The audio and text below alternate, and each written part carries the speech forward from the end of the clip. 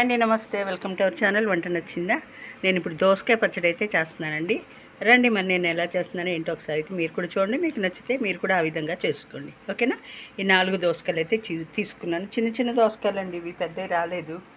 వీటిని నేను శుభ్రంగా కడిగేసి చెక్కేసి చిన్న చిన్న ముక్కలుగా కట్ చేసుకుంటాను.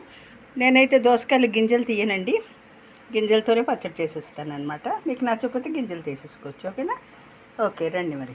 చూడండి, మిక్సీ జార్ అయితే తీసుకున్నాను. దానిలోకి దోసకాయ ముక్కలన్నీ వేసుకున్నా. పచ్చి ముక్కలేనండి, నేనైతే ఉడకబెట్టలేదు, వేయించలేదు. చూసాక ఒక పెద్ద ముక్క పడిపోయింది, అది అలాగే ఉంచుతానండి. ఎందుకంటే అవి చిన్న చిన్న ముక్కలుగా కచ్చపచ్చగా అవుతుంది అనమాట.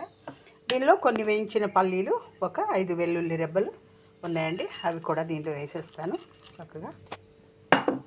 తర్వాత రుచికి సరిపడినంత ఉప్పు, చాలపోతే మళ్ళీ వేసుకుందామండి మనం. తర్వాత నేను ఎప్పుడు పచ్చిమిర్చితో చేస్తానండి పచ్చడి, ఇప్పుడు మాత్రం కారం వేసి చేస్తున్నాను. ఒక 2 స్పూన్ల కారం అయితే వేస్తున్నాను, చాలండి, ఎక్కువైపోద్ది మళ్ళీ.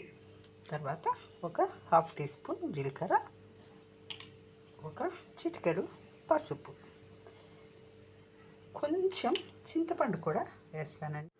చూడండి, కొద్దిగా చిన్న ఉసిరికాయ సైజ్ అంతా చింతపండు అయితే 2 రెబ్బలు నేను దీనిలో అయితే వేసుకుంటున్నాను. ఇప్పుడు ఇదంతా దీన్ని మనం చక్కగా మెత్తగా మిక్సీ పట్టేసుకుందామండి. తర్వాత తాలింపు పెట్టుకుందాం. చూడండి, ఇది నేను ముక్కలు పచ్చడికి అయితే చేయట్లేదండి, కొంచెం మెత్తగానే మిక్సీ పట్టేశాను. ఎందుకంటే కారం వేసాను కాబట్టి. అదే పచ్చిమిర్చితో చేస్తే కొంచెం కచ్చాపచ్చగా ముక్కలు ఉండేలాగా నేను పచ్చడి అయితే చేసేదాన్ని. ఇప్పుడు దీన్ని మనం తాలింపు పెట్టుకుందామండి. చాలా అంటే చాలా సూపర్ టేస్టీగా ఉంటుంది. కారం వేసి చేసిన దోసకాయ పచ్చడి మీరు కూడా ఒకసారి ట్రై చేయండి. నచ్చినట్లయితే మీరు కూడా చేసుకోండి. గింజలు అయితే తీయొద్దు, చాలా బాగుంటాయి. ఓకే, తాలింపు పెట్టుకుందామండి. చూడండి, కళాయి పొయ్యి మీద పెట్టి ఒక 2 స్పూన్లు ఆయిల్ వేసాను. నూనె కాగిందండి. తాలింపు గింజలు, ఎండుమిర్చి అయితే వేసానండి.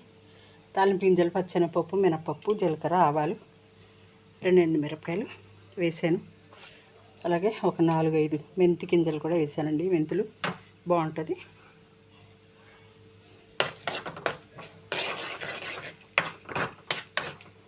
వెల్లుల్లి రెబ్బలు నేను మిక్సీ పట్టేటప్పుడు వేసాను కదా, అందుకోసమని ఇప్పుడు వేయట్లేదు దీంట్లో.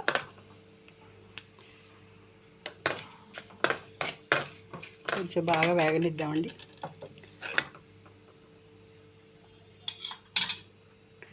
అలాగే కొంచెం ఒక చిటికెడు ఇంగు కూడా వేద్దాం.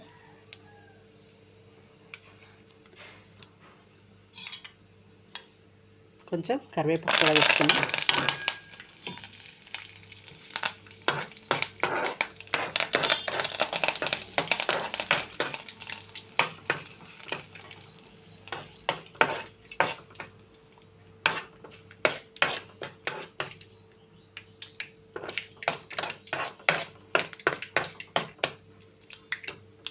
తాలింపు వేగిపోయిందండి.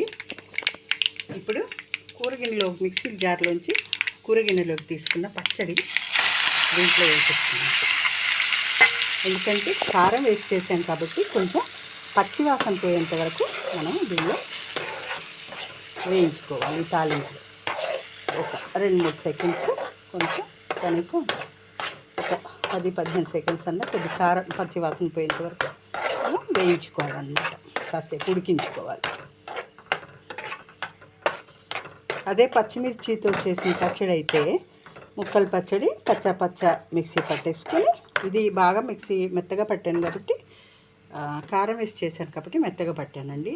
లేకపోతే మామూలుగా పచ్చిమిర్చితో చేసే పచ్చడి, టమాటాలు పచ్చిమిర్చి వేసి చేసే పచ్చడి, దోసకాయ పచ్చడి ముక్కలుగా కచ్చాపచ్చగా మిక్సీ పట్టేసి తాలింపు పెడతాను అన్నమాట.